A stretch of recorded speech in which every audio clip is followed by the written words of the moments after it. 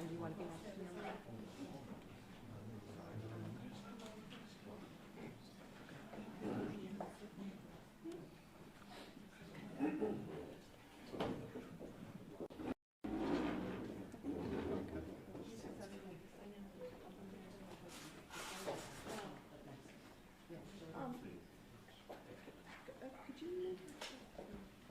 Do you need? Yeah, we can't see it on this side. Okay. Is that going to help if she's closer to the podium? I just stand until I can't. Are you sure? Okay. All right. Whatever. Fine. Can you just sit? We'll get you there. We'll be right back. Okay. Okay. Everybody ready? Good. Good afternoon, everyone. I'm Bucks County District Attorney Jennifer Shorn. 63 years and 1 week ago, 9-year-old Carol Ann Dougherty was murdered, daughter of Frank and Dorothy Dougherty and sister to Kay Dougherty, now Kay Talanka, was murdered in the choir loft of St. Mark's Church, her home parish, where she attended school in Bristol Borough, Bucks County. We know Carol Ann was raped and asphyxiated. She took her final breath in that choir loft of the church that was so sacred to her and to her family. This case went unsolved for 63 years and 1 day. The Bucks County District Attorney's Office sought and obtained permission from our Board of Judges to submit an investigation into the Bucks County Investigating Grand Jury. And I need to speak briefly about the grand jury. They are random citizens from this county selected to serve, and they serve 1 day a week for up to 2 years handling unsolved cases. They serve with anonymity. No one will know the service they've given to this county, but we know what it meant to allow us to submit this case. And I need to speak of the team that handled this case at this point in time. My colleague and I, Christopher Reese, to my right, was Chief Deputy District Attorney, Chief of Prosecution. We're the prosecutors who submitted this case, but I need to emphasize the team of investigators that handled this case. And collectively, these investigators spent 20 years of their lives, professional lives, committed to pursuing the truth and justice for Carol Ann and her family. And that is Trooper Christopher Cleveland, to my right, from the Pennsylvania State Police, Trooper David Baer of the Pennsylvania State Police, Trooper Jordan Rhodes of the Pennsylvania State Police, and my colleague, Lieutenant Timothy Perkins of the Bucks County District Attorney's Office. But it didn't just happen with this present team. I need to emphasize, and actually, if you could please come up here, my colleague and stand with our team, Megan Hunsaker, who runs our grand jury. She's the attorney who administrates our grand jury, which is something near and dear to me, something I did for many decades, and happy to pass the torch, and her colleague, Andrew Bukowski, who's not here. But I also need to mention our support staff. You don't understand that our support staff is so critical in helping us accomplish this. We have 2 members I'm looking right at behind us on the other side of these cameras who were instrumental. My office manager and the support staff member who runs our grand jury from a staff standpoint. My office manager, my assistant, who deals with all of my daily needs, literally scanned thousands of pages so that this team had one central report to work from. And then our grand jury support staff that administrates our grand jury makes it possible to do what we do best. But I cannot fail to mention every single investigator that handled this case from the inception of this case did their part. And Kay's going to speak to that, Chief Faragalli, and how much he meant to her family. But every single one, and although the case went unsolved for so many decades, that was not through lack of effort or dedication or commitment to pursuing the truth. You can't even imagine the challenges that a case like this poses, which is so incredibly rare. We believe it may be the only rape and murder of a little girl in a church in the United States. Not to mention the fact that this truly was events that you could not script, presented such challenges, the perfect storm, in that there were at least 3 other initially credible suspects to this case. And no doubt, those facts impeded and thwarted the investigation through no fault of those investigators. But I cannot fail to recognize the Pennsylvania State Police, and a number of the command staff is here, and it's my privilege to have them here, and Captain Kelly will speak. For the years that followed, so Bristol Borough Police, and I have to commend them, I already did by mentioning Chief Farragelli, but every person who worked in that department that worked this case did their part. And Chief Moores is here and he'll speak as well. But the Pennsylvania State Police joined that investigation immediately following Carol Ann's murder. And they had allocated resources for the decades that followed, scrutinizing every physical piece of evidence with the hope that there would be a forensic break, with the hope that the developments in forensic science would allow for some breakthrough in this case. Although, by and large, that is not the case with our findings, I will touch upon there is a forensic aspect to our findings and conclusions. The work that was done to keep this alive was nothing short of remarkable. And forgive me for taking a moment. I can't fail to mention all of you. And Kay is going to mention two of you in particular, the members of the media. And I think for two of you, it was personal. It wasn't just your professional obligation. You were motivated to make sure this case stayed alive, knowing that doing so, one, could provide new leads, and two, continue to reinforce the work we do, that we never forget our unsolved cases. So I thank all of you for that, and I thank you for being here today. And now to our findings, and it's going to be lengthy, forgive me. Typically, you have a summary of our case, and it's really just an opportunity to answer the questions and cover it in broad strokes. So be patient with me as I summarize, and I'll certainly answer any questions. We're all here to answer any questions you may have.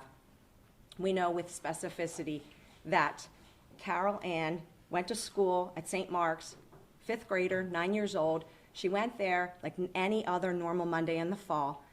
And she came home with plans to meet her friends at the library. She had 2 books she wanted to return. She had just completed those mystery books, and she was excited to get the next books in her series that she so loved. She was an avid reader. Typically, and this is a heartbreaking fact, she would typically bike into town. She lived in Bristol Township, just bordering Bristol Borough, about a mile from the center of town, and she would typically bike into town with her best friend who lived in her neighborhood, who was 2.5 years older. So a much significant age difference in that she was a 7th grader, an older child, and they were always together biking into the library as soon as their books were done. On this particular day, her friend was not going to the library with Carol Ann. Rather, Carol Ann was meeting 2 other friends at the library. We actually know with such clarity her path of travel that she got on her bike, a bike that we know she loved, her racing bike, her Londonier racing bike, and she biked past Jerome's Market, was seen by the owner of Jerome's, and then went into Tommy's Cafe, and again, a heartbreaking fact that she got a Coke and penny candy. I mean, could there be anything more innocent? Returning her library books, getting a Coke and penny candy. And she continued down Farragut, turning down Lincoln Avenue. And for those of you that know Bristol Borough, we know that Lincoln Avenue runs adjacent to St. Mark's Catholic Church, where it meets Radcliffe. Unbeknownst to Carol Ann, and unbeknownst to everyone in Bristol Borough, living on Lincoln Avenue was an absolute predator. And a predator who his prey was little girls, and that is William Schrader. William Schrader was a man residing on Lincoln Avenue, just a block and a half from St. Mark's, less than a 5-minute walk from the church. And I'm going to go into his history. And forgive me, his history is going to be very difficult to hear. William Schrader was someone who was a transplant to Bucks County. He grew up in Luzerne County. And thanks to the investigative work done by this team, we know by age 8, he was a boy who was violently assaulting and targeting little girls. He would literally club little girls in the face, and it resulted in him being placed in a reform school. His behavior was so bad in the reform school that he spent the entirety of his youth in and out of reform school in his home county. Ultimately, at the age of 17, just before his 18th birthday, he enlisted into the Army. He was dishonorably discharged a year later. We know that upon his discharge, he committed an attempted murder where he attempted to shoot another man. Thankfully, that man survived. But we know that William Schrader's behavior was so violent while incarcerated pending prosecution for that case that the recommendation was a state sentence to be imposed. And of course, that state sentence was in fact imposed, and he served his time at Eastern State Penitentiary in Philadelphia. We know then he is released from incarceration after serving his time, and he establishes roots in Bristol Borough, where his brother Frank and his sister-in-law, Carolyn, were residing with their family on Lincoln Avenue. We also know that he was at times staying at the Bristol house, which is a kind of house for transients, closer to the center of town, closer to the wharf, I should say. We know that William Schrader's history of sexually violating little girls, it's the likes I have never seen as a career child abuse prosecutor. We know that William Schrader spent the entirety of his 62 years, from 8 at least to 62, violating little girls in ways that are unimaginable. And I'm going to jump around a bit, but it's important to know his history to understand the facts of this crime. William Schrader was not initially a target of this investigation. In the first few days and hours and weeks that followed the murder of Carol Ann, there were other suspects identified. So William Schrader managed to get away with murdering Carol Ann, and actually initially stayed in the Bristol borough area. But it wasn't until January of '63, so about 2.5 months later, that a concerned citizen saw something suspicious, something he believed was relevant to the murder of Carol Ann, which was unsolved still, clearly. And he reported this stranger cutting through his backyard, acting suspicious. And that was the first time we know William Schrader was on the police radar. And at that point in time, they did something critical. They interviewed him. Of course, he lied about his whereabouts, claiming to have worked on the day that Carol Ann was murdered, which we know, in fact, he was not at work. He was not at work for 3 straight days. But he also was asked to provide a pubic hair sample. 141 pubic hair samples were collected and tested in this case throughout the decades, and I'll get to that. Unfortunately, we were not fortunate enough to get a DNA extraction, but still, we had credible forensic evidence as it relates to the pubic hairs that were collected. And the reason why police collected pubic hairs, another heartbreaking detail, is we know that when Carol Ann was raped, her clothes were removed from her lower portion of her body. She was naked from the waist down, her shirt and undershirt pushed up. We believe a sock was stuffed in her mouth to keep her from screaming. And we know that she had clutched in her hand pubic hairs, and on her thigh a pubic hair from the perpetrator that committed this unthinkable crime. So I commend the efforts from 1962 through last week. We know that microscopic hair comparison was not advanced in 1962. It later became a technique that was more sophisticated and more reliable.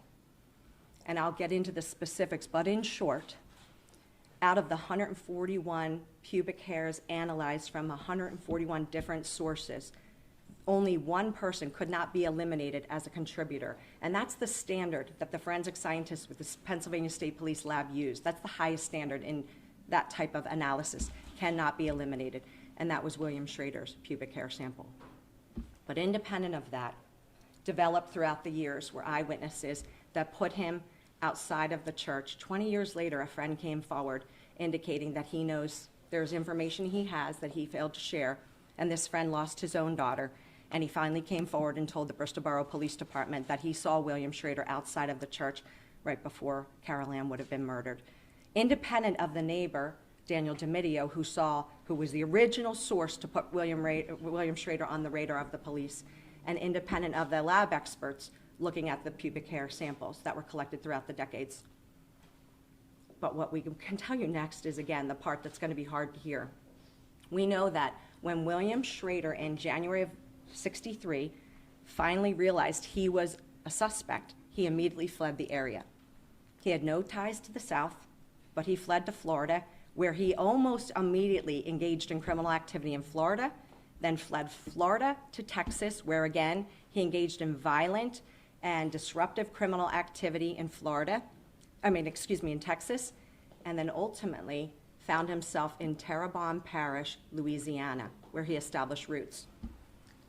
We know while there, he married a woman by the name of Audrey Schrader. He met Audrey through her adult son, who was only a few years younger than William, who was a fellow inmate in a county correctional facility in Terrebonne Parish.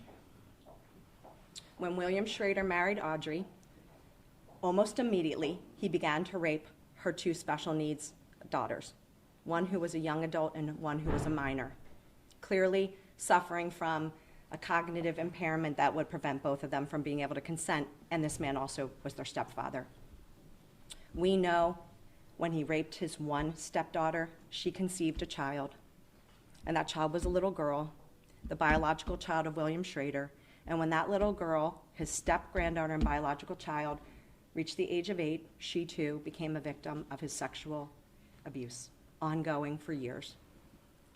It didn't just stop with his own stepchildren and granddaughter, or step-granddaughter and biological child. He sexually abused the next generation of children in his family. Individuals who had the courage to come forward and interview our detectives in this case and confide in their deepest, darkest secrets, things that they were ashamed of. In addition to that, though, perhaps the most troubling fact that we learned was that William Schrader and Audrey Schrader first were fostering a 2-year-old little girl in their home, not a biological relative, but ultimately Audrey Schrader adopts this child. But they were also allowing a 12-year-old neighbor to reside in their home. And that 12-year-old neighbor was a little girl by the name of Catherine Smith. It was known that William was sneaking into the bedroom where Catherine resided temporarily in their home with the 2-year-old child. So Catherine was told to lock the bedroom door at night so she couldn't be victimized. On Halloween of all dates, 1970, William Schrader and his wife Audrey Schrader get into a violent domestic dispute where he assaults Audrey, his wife. Her adult son, Tommy LeBlanc, confronts his stepfather and throws him out of the house. What William Schrader does and says next is unimaginable. He gets his belongings and he says, "I'm coming back and I'm going to burn the house down and kill all of the bitches inside it." And we know that night there's an intentional fire set at the Schrader home, and we know the adults were able to get out of that home, but the 2 little girls in that bedroom where the door was locked at night to prevent them from being victimized, Catherine from being victimized by William Schrader, could not get out because of that locked door. And we know that Catherine Smith ended up dying in the fire. The 12-year-old child that we believe he was victimizing died. And perhaps just another heartbreaking but remarkable fact is it's believed that Catherine Smith put her body on top of 2-year-old, I won't name her name, but a 2-year-old child. And as a result, that 2-year-old little girl survived that fire. But you can't even imagine, and probably again something so heartbreaking for all of us, is that 2-year-old little girl grows up to be old enough just to be victimized again by William Schrader. So the generational sexual abuse that this man inflicted upon every female, child, and woman in his life, he didn't stop until the day he died. And he died at age 62 in 2002.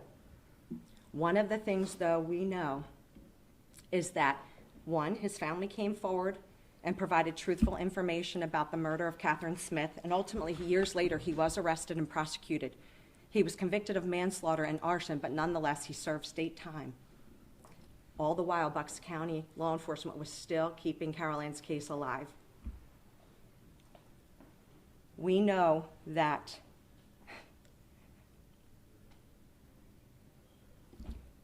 William Schrader also confided in a family member, and that family member, Robert LeBlanc, another stepson, came forward to law enforcement in Louisiana, confiding in a member he trusted, saying his stepfather, William Schrader, admitted to raping and murdering a little girl in a Catholic church in Pennsylvania, in the town that he lived before he fled to the south. Unfortunately, that information did not make its way to the current team of investigators until many years later, but once they learned about this confession, Robert LeBlanc was still very much alive and still very much living in the home where the conversation was had. At least on 2 separate occasions, William Schrader admitted to him that he had done this and got away with it, and they interviewed him. And he was consistent, and what he said was that William Schrader committed this crime in a Catholic church, as mentioned, and killed the little girl because he feared she would reveal what he had done. So he had to kill her, and that's why he fled the area. So we secured that statement, that confession. And again, to be mindful, that confession occurred independent of the eyewitness DeMidio, independent of the eyewitness friend who put him outside the church, independent of the forensic analysis of the pubic hair, and ultimately, and I'm just scratching the surface of the investigation, we were able to put this case into the grand jury. And we could not stop without adding an expert who's renowned in child sexual victim behavior, but also the assessment and classification of sexual offenders, Dr. Veronique Valliere, and you'll hear briefly from her.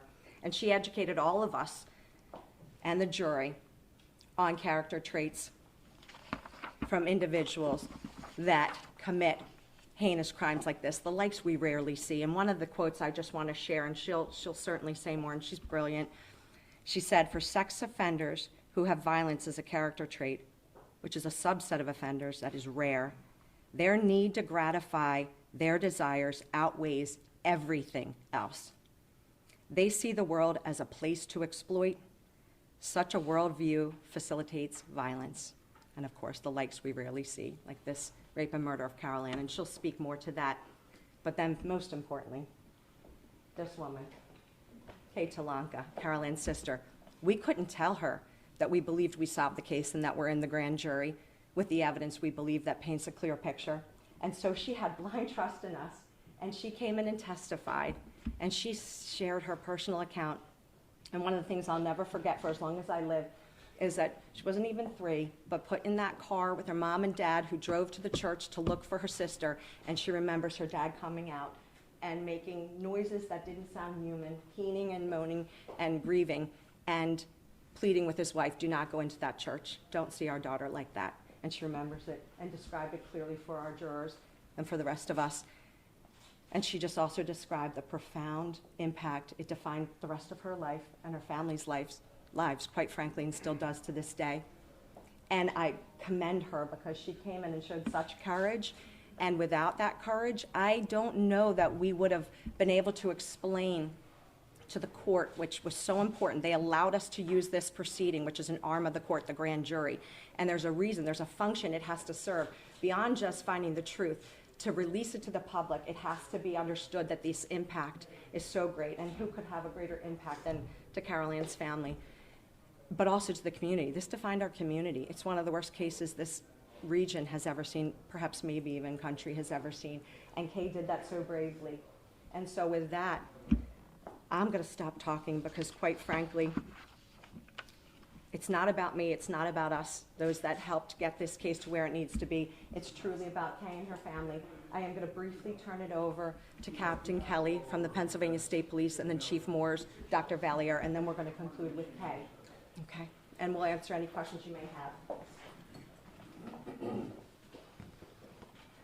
Thank you, DA Shore. Good afternoon. I'm Captain Seth Kelly, Pennsylvania State Police, Commanding Officer, Troop M. The Pennsylvania State Police, like DA said, the closure of this investigation of 9-year-old Carol Ann Dougherty, who was murdered in October of 1962 in Bristol Borough, Bucks County. Carol Ann Dougherty was murdered at an early age, and the Troop M Criminal Investigation Unit never stopped investigating leads into her homicide. Although today's announcement will never change what occurred on that horrific day, we will not let her sister, Kay, and other family members know that this investigation has always remained a priority with the Pennsylvania State Police. We hope this outcome brings some closure and comfort to the Dougherty family. I would like to thank the Bucks County District Attorney, Jennifer Shorn, and her office, the Bucks County detectives for their continued support and assistance with this investigation. Also, I'd like to thank the diligent efforts of those troopers in Troop M's Criminal Investigation Unit, specifically Trooper Jordan Rhodes, Trooper Christopher Cleveland, and Trooper David Bear, who picked up the torch to see this investigation through. I'd like to also thank all the retired members of the Pennsylvania State Police who investigated countless leads over the years and never stopped searching for Carol Ann Dougherty's murderer. The Pennsylvania State Police will never stop its mission to bring justice to the victims of crimes. The members who did the primary investigation on the case are here, and if you have any questions at the end, I'd be more than happy to answer them for you. Thank you, DA Shore.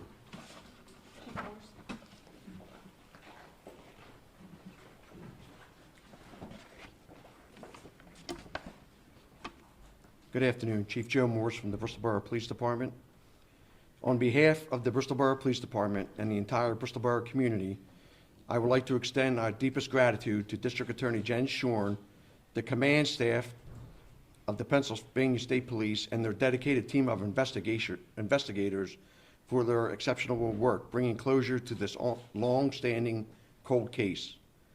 Their unwavering commitment to justice, tireless pursuit of the truth, and exemplary teamwork have finally delivered the answers that Carol Ann's family and our community of Bristol Borough have waited for over many years. We especially want to thank District Attorney Jen Shorn for her steadfast leadership and her continued support of law enforcement's efforts here in Bucks County. This achievement is a powerful reminder that justice may be delayed, but with determination and collaboration, it is never denied. Excuse me. Finally, this case has haunted the Bristol Borough community for decades. Many law enforcement officers, police chiefs, and seasoned detectives have come and gone over these years. Today, as the Chief of Police of Bristol Borough, I cannot tell you how honored and proud I am to stand here with Caroline's family, DA Shorn, Commander Kelly, their team of investigators, as they bring closure to this decades-old case. Thank you all for your hard work, dedication that brought us here today. Thank you all. Dr. Valier? Good afternoon.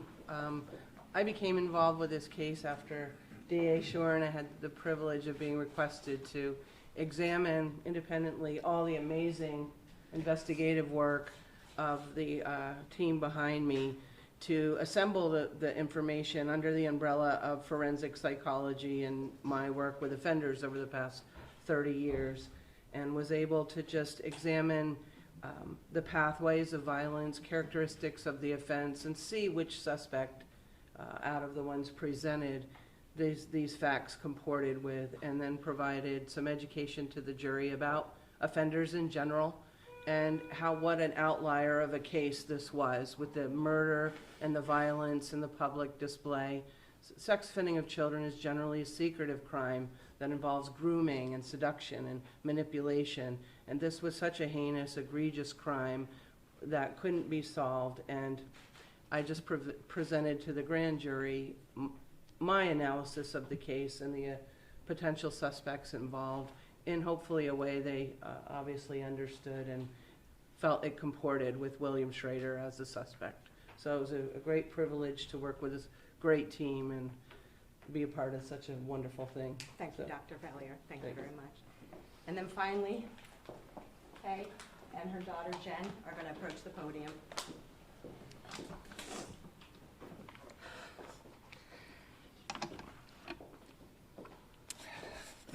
Good afternoon. My name is Ann Dougherty, and I am the sister of Carol Ann Dougherty. On October 22nd, 1962, my sister, just 9 years old, was brutally raped and murdered. She was found by our father in the choir loft of our church.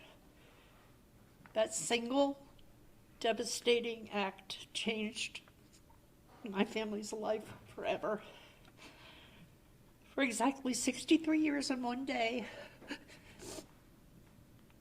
this case was unsolved. Our family lived without answers, and the uncertainty surrounding Carol's death became a part of who we were.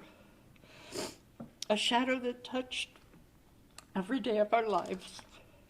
My parents both passed away without knowing on this earth who murdered their daughter. This week, I learned that the Bucks County grand jury determined that William Schrader was responsible for my sister's death. After so many decades of unknowing, this finding finally brings closure and a truth to a wound that never healed.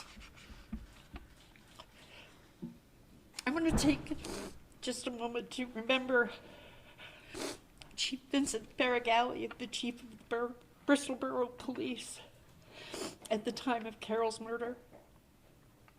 He kept a framed picture of my sister on his desk throughout his career and in his home until the time of his death, as a constant reminder of this unsolved case and a promise he made to seek justice for her.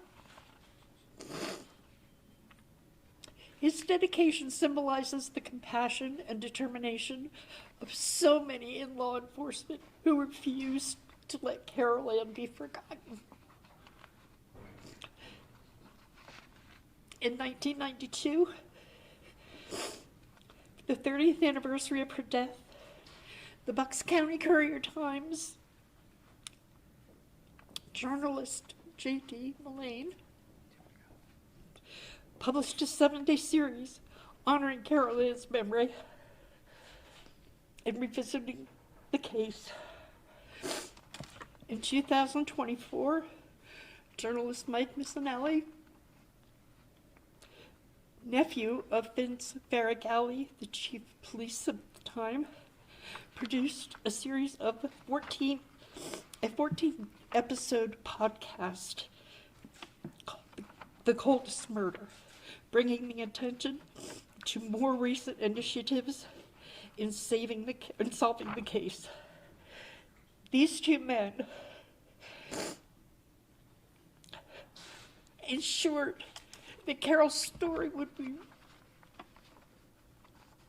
remain in the hearts of this community. Their persistence and commitment to uncovering the truth played a vital role in keeping hope alive for all these years. Today, as Carol's only surviving immediate family member, I stand before you with profound sorrow, but with such gratitude and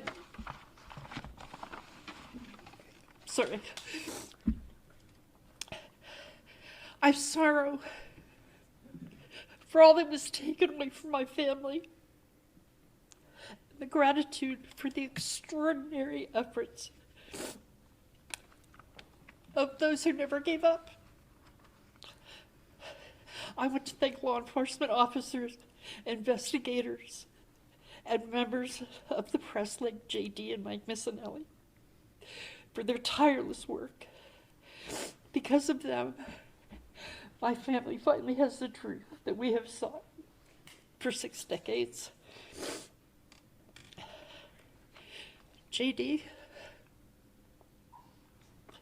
you've repeatedly told me as long as you were at the paper and you had resources, you will continue on this journey. But I believe even without resources, your voice would have prevailed. You once told me that journalism is your job.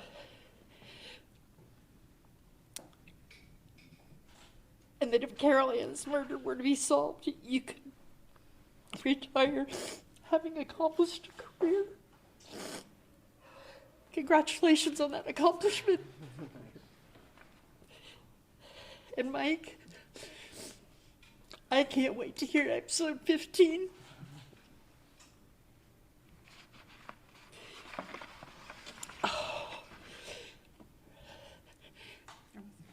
Though nothing can bring Carol back, we can finally let her rest in peace, knowing that her story has been told, her truth revealed, and her memory honored. I feel like I kind of did a little skipping through with, I would have had a list of how many names, but this team behind me, God bless them. God bless them, one and all. They did something I never thought would happen. Thank you all for coming.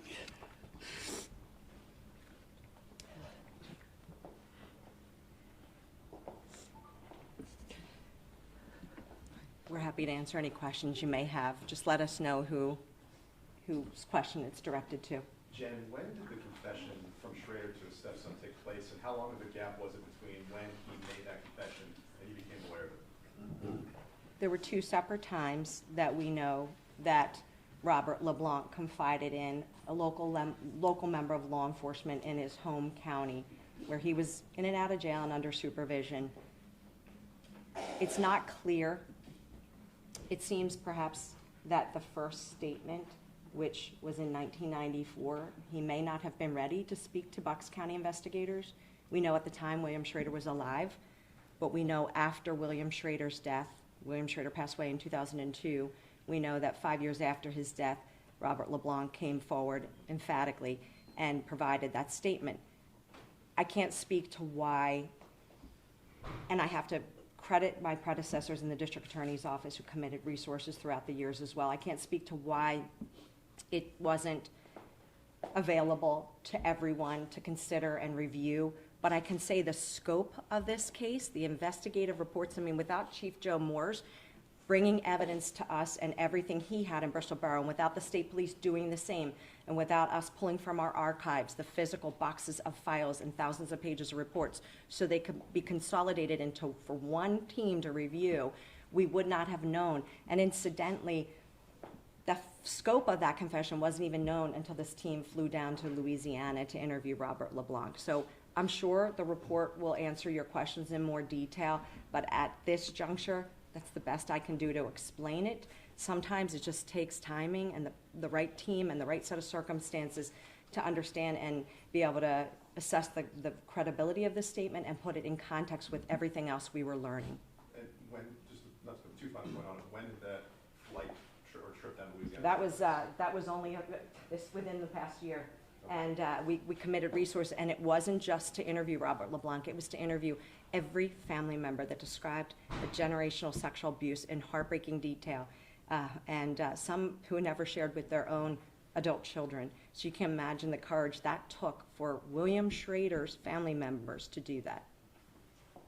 Jen, maybe this is for Tim or Jordan. Where do you think the original investigators went off track with Schrader, that he was able to slip through the raindrops, so to speak, for all these years? I don't want to cast any dispersions on the previous investigators. I will say from a Pennsylvania State Police perspective, we only had a portion of the case file for many years. It wasn't until coordinating with the district attorney's office that we were able to get the full scope of the file. So I can say only from our perspective that we didn't have the confession for a long time. And JD, I might be able to elaborate a little bit. When I say this, it's like the extraordinary set of facts that no matter how solid of an investigation was conducted, it was the perfect storm in that there were 3 separate individuals, all with varying degrees of sexual deviance, either identified as having direct ties to St. Mark's, the Bristol Borough community, and or being incorrectly suggested or implicated in this crime through no fault of law enforcement. So as you can imagine, and in this case, I think you know this better than you know probably most, that there was initially an individual who was of very low IQ, who was known as a town drunk, and who English was not his first language. He ultimately was suspected and gave, after hours of interrogation, a false confession.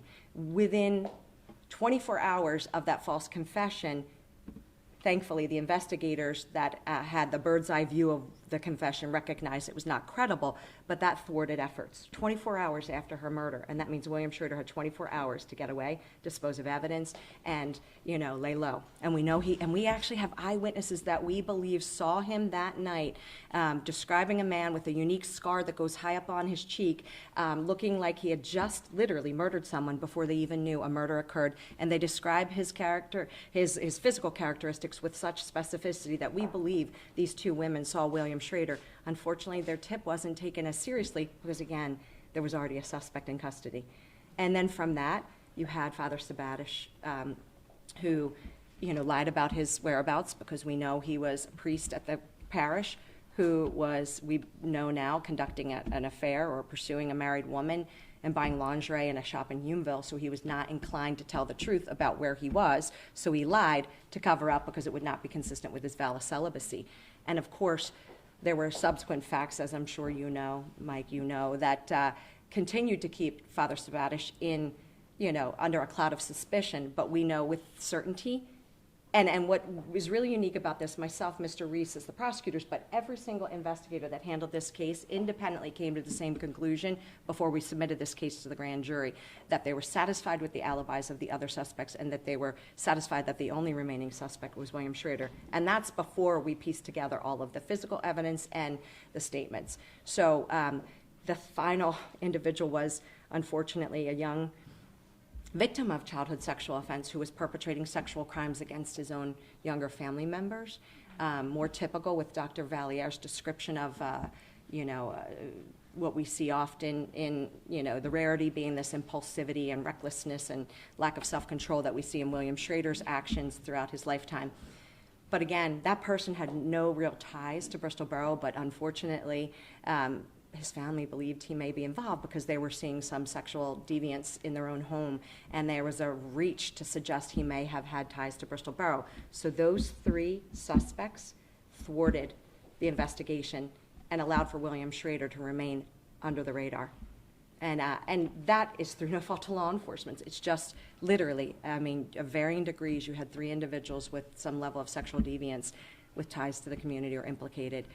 So, but again, heavily vetted. That final individual I mentioned, without a doubt, was out of not only the county, but the state in Virginia, confirmed alibi. So extraordinary work done by our predecessors. Jen, who was the witness that saw him in front of the church, and when did that witness come forward? It's kind of one of those chilling things. Daniel DiMidio, he lived on Wood Street, so his home backed up to the cemetery that, as you know, Mike, was behind St. Mark's. And he saw someone cutting through, acting suspicious. Now, this was 2 months after Carol Ann's murder, but the actions of this individual who was a stranger to him were so strange and suspicious. He confronted him. He asked him his name. He said, no, I'm just a neighbor. I live up the street. My name's William Schrader, in an effort to encourage him not to call police. But his instincts were one of those things that they've seen throughout their careers, this amazing team of investigators where, words maybe can't describe why, but he felt this person was associated with the crime. And that report literally triggered everything, the flight, the collection, thankfully, of the pubic hair, and the flight that ensued, and then, of course, Maybe I misunderstood. I think you said there was somebody else that saw him. Oh, I misunderstood your question. There was a friend, Romero, Juan, but he went by Romero Ramirez. And he was a friend and an associate of William Schrader's. I misunderstood your question. 20 years later, after he loses his daughter, he comes forward. He is involved in a police contact, but he says, I need to share something, and he shares that he saw William Schrader out front of St. Mark's. One of the things that I didn't mention in my summary is we know that there was a woman parishioner who really wasn't super devout up until the 2 weeks prior to Carol Ann's murder. She was going to church every day, the same time in the afternoon. And as I'm sure you know, St. Mark's was always open to the public, and it was not locked. The doors were unlocked by 6 a.m. and weren't locked till the end of the night. And she tried to get in, and those doors were locked. And we know now with certainty, we can narrow down that time frame when Carol Ann was actually being raped and murdered. And we believe her little friends from the library that went to search for her were sitting outside those steps when the rape and murder were occurring. Are there any other victims that can be linked to this aside from the numerous ones you've mentioned? I only scratched the surface, too, on the ones I've mentioned, and we've obviously made it a point not to mention any of the surviving victims by name. But no, we believe William Schrader, this was done alone, and he got away with this, but just continued his life of sexual deviance and sexual and physical violence, the likes I said, and even Dr. Valliere, who is just renowned in her area of expertise, the likes we rarely see. And the booking photo, where does that come from? That was, he committed a physical assault of an individual right out front of his brother's residence on Lincoln Avenue. So if you look at the time frame, he's released from Eastern State, and almost immediately, once he establishes roots in Bristol Borough, he's committing crime, violent crime. And so that was the booking photo from April. You can see April 24th of 1962. So as close as we can get. And you can note from this picture the very distinct scars that go up high onto his cheekbone on the right side of his face, which is consistent with what we believe those two women that saw him closer to the Bristol house with a bundle, describing him and clearly depicting someone consistent with William Schrader. We heard a lot of details today in the summary and from the experts here. Can you just re-clarify one more time for us? What was that one piece that said now is the right time to push this forward, to bring all the resources together, or just clarify that? You know, it wasn't just one right time or one right piece, excuse me. What it was is we as an office have a relationship with a great genealogical lab, Othram, and Pennsylvania State Police have worked tirelessly, using every resource they could to see if there was going to be a break in this case from a DNA perspective. And we have one of their experts, Corporal Chrisman here, and they were meeting and reviewing the evidence, meeting with my colleague Chris Reese to see if there were resources. We found resources to use Othram Labs. We were not successful. The evidence was so degraded that they were not able to extract a profile. But in doing so, it gets you hyper-focused on the case. So we as a team, and the troopers, 7 years, Trooper Rhodes, 7 years, Chris Cleveland, 4 years, Dave Bear, and then we were the later team from the District Attorney's Office, Lieutenant Perkins, myself and Christopher Reese.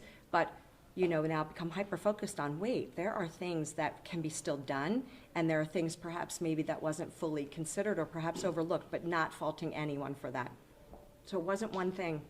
It was just timing and commitment. And that is not to suggest others weren't committed. I need to be clear on that.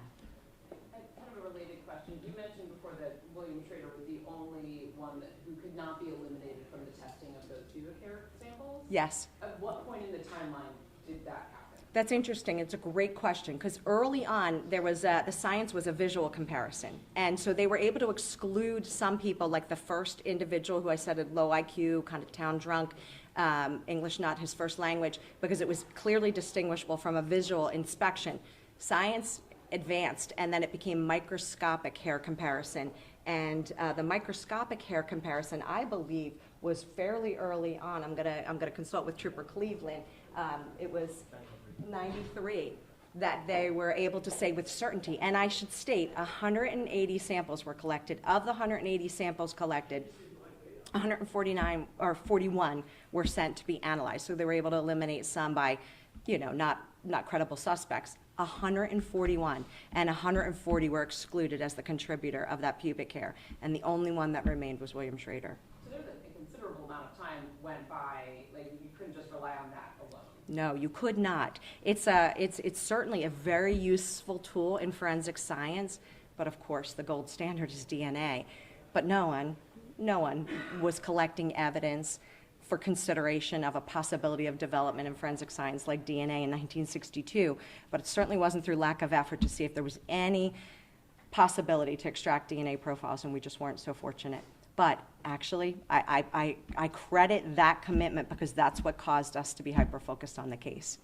So were the other suspects mostly ruled out after 93? They fairly, I would submit that they were ruled out with certainty well before then. The only one that remained potentially a suspect was Father Sabatish. And then it kind of resurfaced when there was a very similar rape and murder of a little girl, another little Catholic girl on her way to school in Hazleton, Maurice Chivarello. And there was a theory that Father Sabatish possibly had ties to the area, but certainly wasn't far from where William Schrader grew up too, but there was no connection. I credit the investigators. They were doing what they should do, consider all similar type of very rare crimes involving the forcible rape and murder of a little girl from a sexual deviant and predator. So, but that was solved unequivocally by the state police through genealogy, and that person posthumously was identified as the perpetrator. So Father Sabatish may be resurfaced as a potential suspect, but we are absolutely, we were satisfied, independent of one another, that all of the other suspects, however, they were still very much considered again, like no one was, we kept an open mind, but they were ruled out pretty early on. And why invoke a grand jury in this instead of just investigating and issuing an announcement? So it was important to us. The grand jury is literally a cross-section of the citizens of this county. They're randomly selected, not like your traditional jury where you can use peremptory challenges to strike jurors that you think might not be good for you on this case. They're randomly selected, don't know if they're coming in for 2 days of a service for a jury trial, a DUI trial, and instead are impaneled for up to 2 years pursuant to the act. A report is rare. Obviously, you've seen them in the Archdiocese reports. on the sexual abuse scandal. You've seen them in other similar type reports to affect change and to answer some longstanding questions that the community has. We were so fortunate that Judge McHugh and the Board of Judges allowed us to use the grand jury because we were satisfied, but it was so important for us to have our evidence validated by random citizens who heard the evidence and made a determination and voted, and quite frankly, at the end thanked us for being able to be part of something so important. So I cannot say enough about them, even though you'll never know who they are. How long were they in panel for the full 2 years? The term is up to, standard term is 18 months with a permissible 6-month extension. So I can't speak to how long this one has been in service because it's part of the process, but we're one of a few jurisdictions that actively use our investigating grand jury, and it's been instrumental in helping us pursue the truth and justice in unsolved cases primarily. Any other questions? If any of the investigators want to speak to what it's like dealing with evidence in a case this old? Trip Cleveland, you want to, or does anybody wish to? Okay, I think, but perhaps maybe after, if you have some individual questions, I don't fault them. If you want to post something, I'll do my best, and if I have to consult, I'll consult. But I. Jen, it's Troopers Bear, Cleveland, and Rhodes, and Detective Perkins were really the team that got this case Yeah. solved. And it was our privilege to get to work with them. And I can attest to the days, the hours, just that we witnessed, but I guess, and to say it again, close to 20 years combined of their lives, their professional lives, committed to this case, among many other cases. Okay? Any other questions? All right, thank you so much. Have a good day.